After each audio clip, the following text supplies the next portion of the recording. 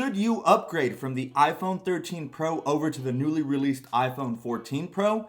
Well, don't worry guys, I'm gonna set you guys straight, lay down all the facts, as well as tell you what's good, what's bad, and also the ugly and what's disappointing about this new iteration of the iPhone lineup. So starting off, Apple prioritized three main upgrades to the iPhone 14 Pro, and that's the display, the cameras, as well as power efficiency. So first things first, we have new colors. So now we have this really awesome light purple color. It's almost a lavender and it looks really, really nice. We do also feature space black now versus the graphite, and it's much more of a darker, more richer black that I seem to like a lot. Also, it's a small detail, but now the white is actually more white. Before, it actually looked like it had the saturation turned up just a little bit with a little bit more of warmer colors. So that's that. And to my surprise, what I thought was really, really nice is that Apple kept pricing the same. So as before, it still starts at $999 for the iPhone 14 Pro and starting at $1099 for the iPhone 14 Pro Max.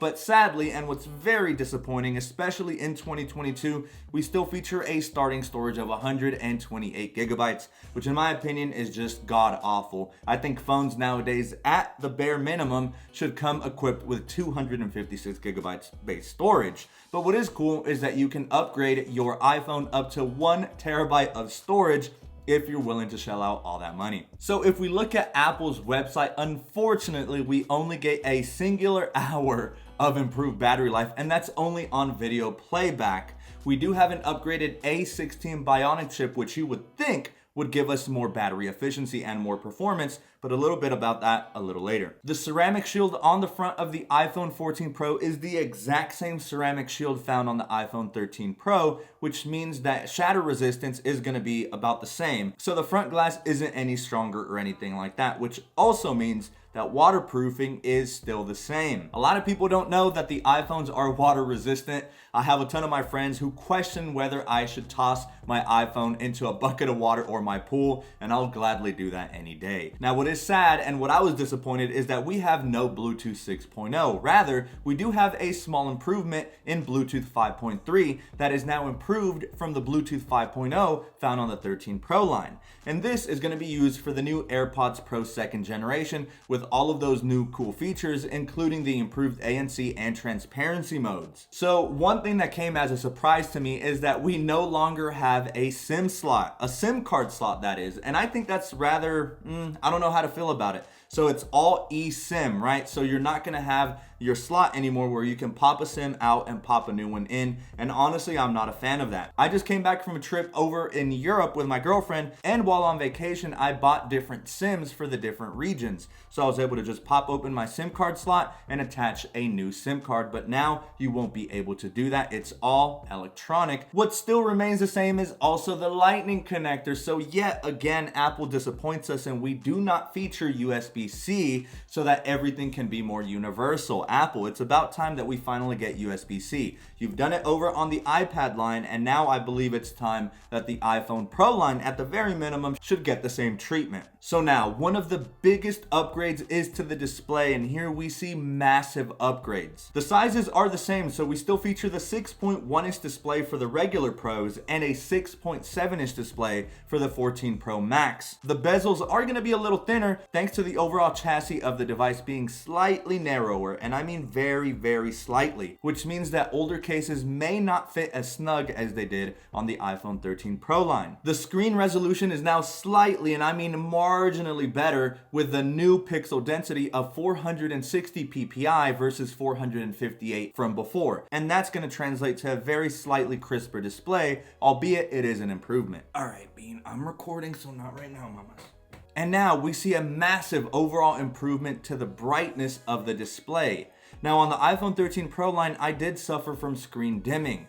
Once there's a lot going on, the processor at times would just cut off that brightness to about a quarter capacity, and it'd be really annoying, especially when being outdoors. Now, Apple didn't mention that they were gonna fix it, so we're gonna have to wait until we play test with it for a couple of weeks and see if screen dimming is still an issue. But now the iPhone 14 Pro line is gonna have a peak brightness of 1600 nits while consuming HDR content, and unbelievably, while being outdoors, it can reach up to a massive 2000 nits of brightness, being on the same level as Apple's Pro Display XDR. And this is a very welcome practical addition to the iPhone 14 Pro line. So what I really like is that this is a practical improvement because so many of us spend times outdoors, whether we're working, whether we're out with friends or family, and just having that extra brightness is really, really nice. Also, rounding out the display, we finally, and I mean finally, get always on display. Other Android devices, Google phones, have had an always on display for some years now. It's honestly about time,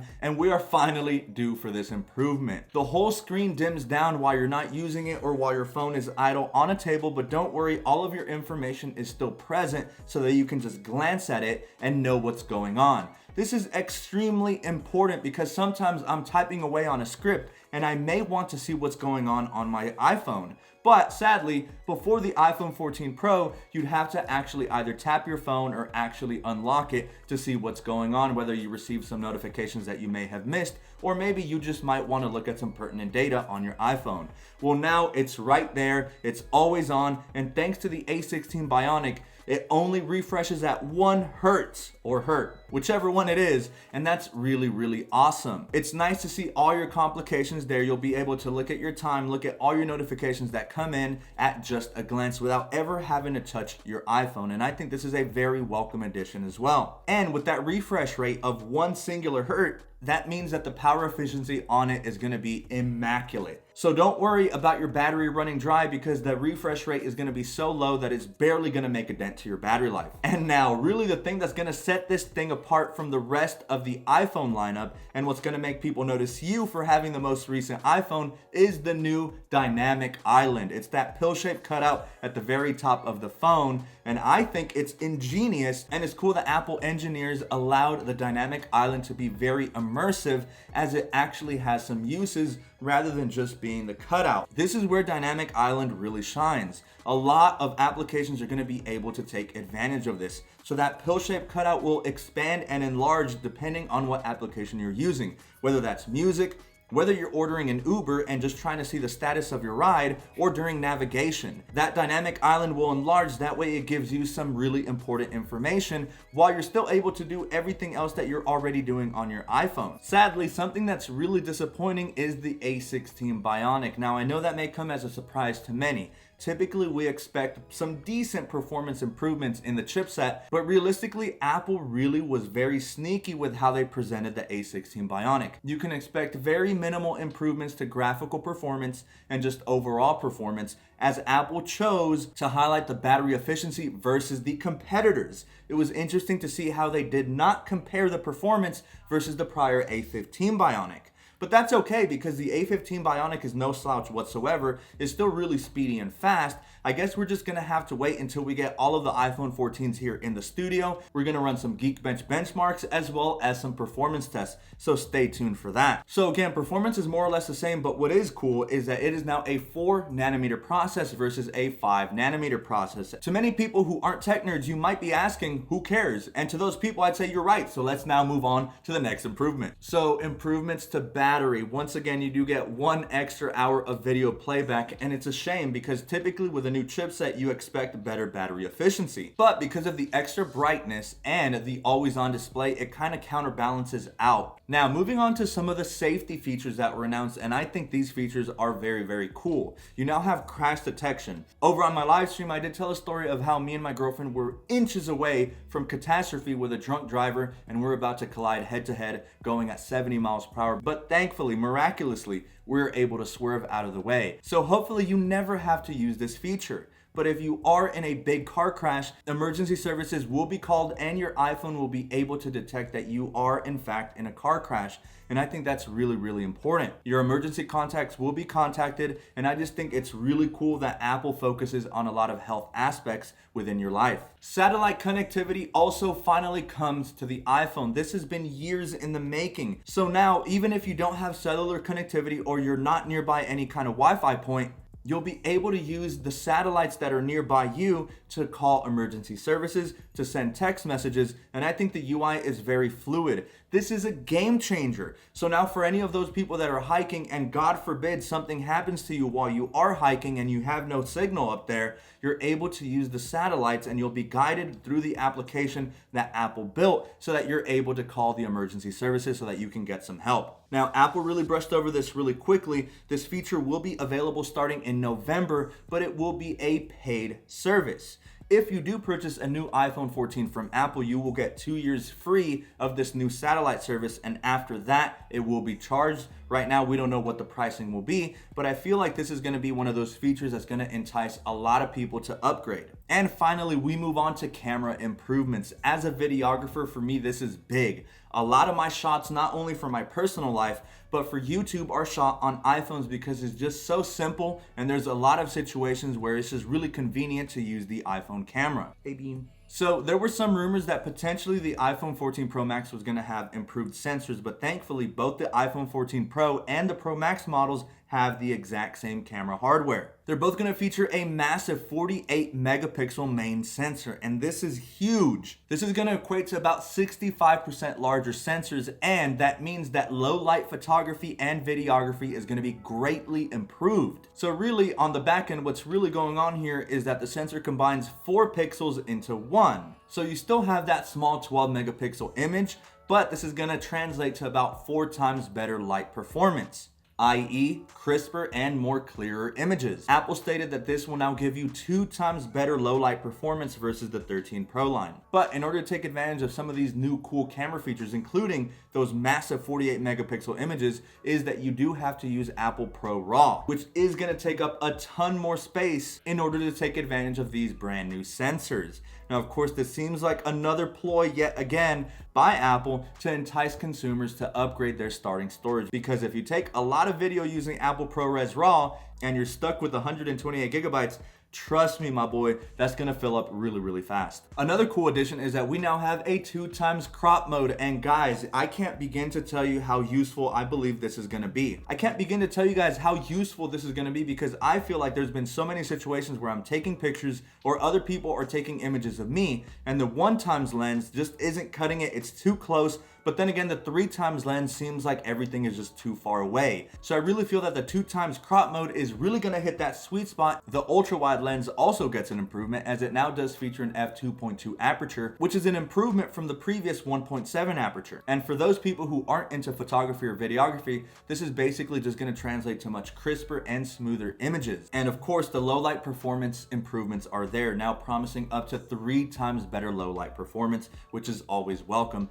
especially when trying to take shots during the sunset or during nighttime. The front camera is now also improved and is much better now for the first time ever featuring autofocus. So have you ever tried to take a group selfie and that wide lens just isn't really cutting it? With this now, group selfies are gonna be much better, and that autofocus is gonna deliver crisper and more concise images. And once again, I know I sound like a broken record, but low light performance is also improved on the front facing camera. Apple promises 2 times better low light performance on the front camera in the event that you're happening to take a selfie somewhere where you don't have plenty of light. For those of you also that do like to use flash, flash is now 2 times brighter and is way more uniform now. So these shots are gonna become not only crisper and clearer, but the flash is now gonna be another accessory you can use to make your photography or videography that much better. What I was kind of disappointed about is there's no 8K video recording on the iPhones. This is a big bummer, especially me as a videographer and shooting some shots for my YouTube channel. I would have wished that with these new improved sensors,